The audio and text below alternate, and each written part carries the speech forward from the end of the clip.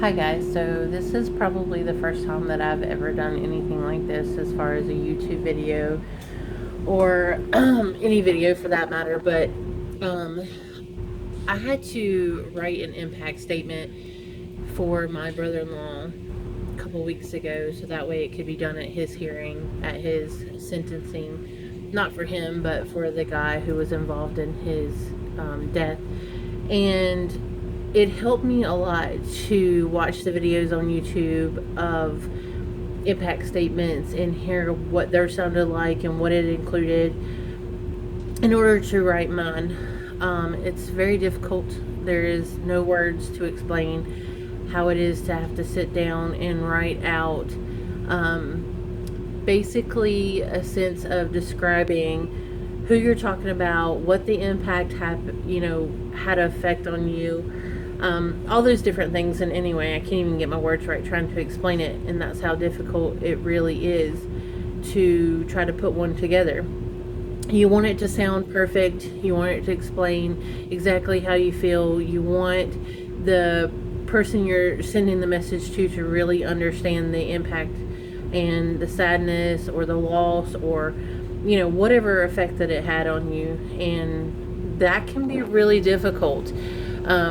I probably wrote it what feels like 20 times, adding different things every time, but ultimately it came down to seriously watching other people in their videos and what they said that really helped me say what I wanted to say. So I wanted to take the time to read mine and let you know what it said, so that way if you're going through this, you can hear my thoughts and how I wrote mine, and hopefully it'll help you.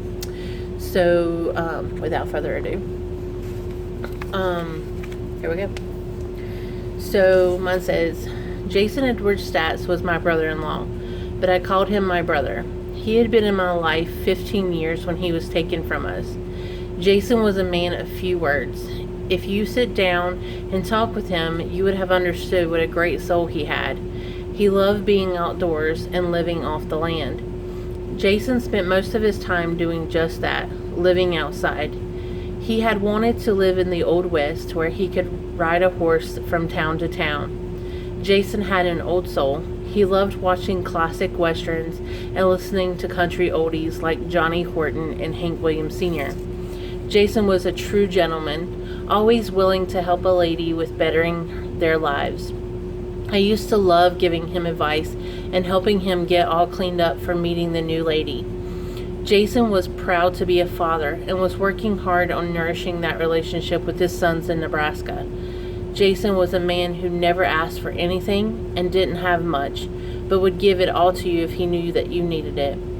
Cindy Stats, my wife, is his sister. I used to love spending time talking with them two together. Aside from the age difference, you would have thought that they were twins. Their bond was inseparable. Jason spent a lot of time with Cindy and I in our home and even cared for me when I had surgery. That's the kind of man Jason was. Caring, loving, and always there when his family needed him. The last time I saw my brother alive was Christmas Day 2014. Typically, he would have stayed through New Year's, but he had to return to work. We took him back to his place. If we knew what would happen, we would have never let him go that day. Cindy and I had just moved into our new apartment, and I had fixed the extra bedroom in blue just for Jason. We were hoping he would be staying with us more often because we were closer to his job. Jason never saw that bedroom, and I never wanted to go back in there. We moved a year later to get a new start, fresh memories in a new place. On New Year's Day 2015, I got woken up by a call from my sister-in-law, Fran. She was in a panic, wanting to talk to Cindy. Most of the conversation is a blur now, because at the time, I couldn't imagine how important that phone call would be. Cindy and I thought Jason had gotten into trouble with the girl he had taken out that night by Fran's phone call. We thought it was nothing serious because Lori had called Fran. We assumed that Jason was in Yanceyville. Cindy drove out to Yanceyville to find no one there, so she went to Yanceyville Sheriff's Department. I had stayed at home that morning to get ready for work.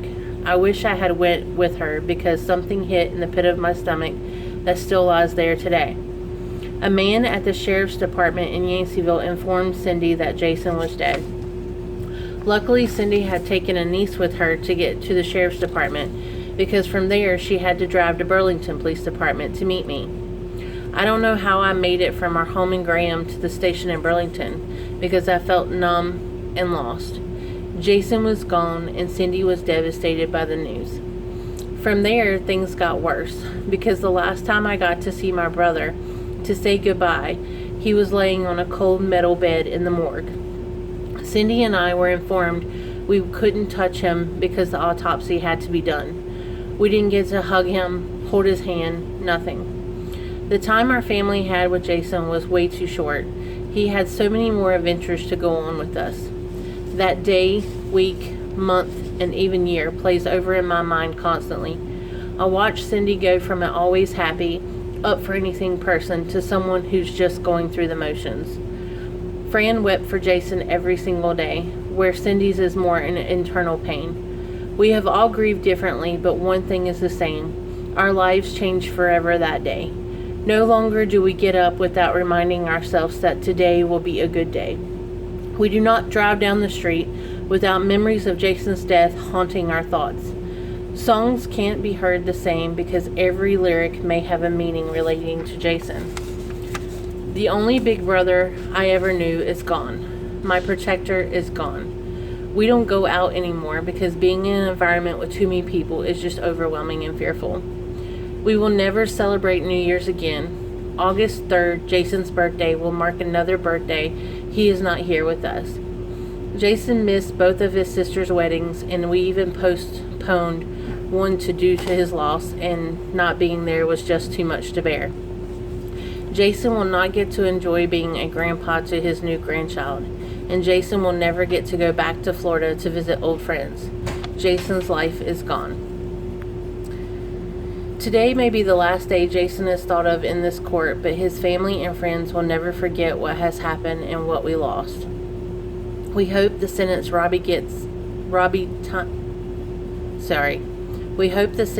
Robbie time to reflect on his actions that night so that he may understand the gift God is giving him of being free one day to raise his son, a gift that Jason no longer has because of his actions that night. We hope as a family that Robbie will use his freedom one day to be a better man, and that our lifetime prison sentence with the loss of Jason will not be in vain. So there you go. I hope that helps you write your statement. Good luck, and I hope you find peace soon. Thanks.